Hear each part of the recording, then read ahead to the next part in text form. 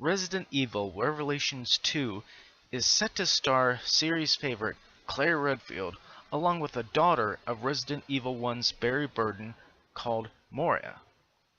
That's according to a new reveal in the latest issue of Games Master via Push Start, which also confirms the game's campaign can be tackled in both single-player or co-op modes. While Claire will be making the most of her years of experience to be the title's primary combat expert, Moria's role is more backup-oriented. Resident Evil Revelations 2 takes place between the events of Resident Evil 5 and Resident Evil 6 in a detention facility on an abandoned island.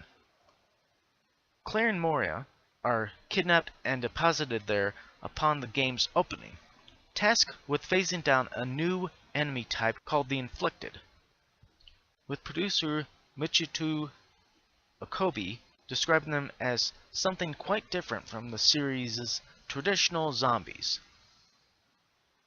Fans of the more traditional Resident Evil titles will be pleased to hear the game is set to be a survival horror entry in the franchise, more akin to the original Revelations or early Resident Evil games, instead of mimicking the action-filled adventures of 5 and 6.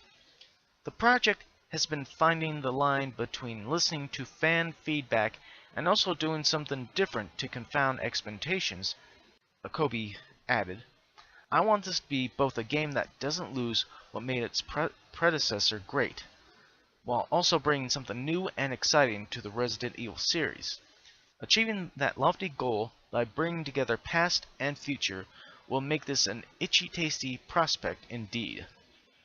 Resident Evil Revelations 2 will launch on PlayStation 4, PlayStation 3, Xbox One, Xbox 360, and PC in 2015.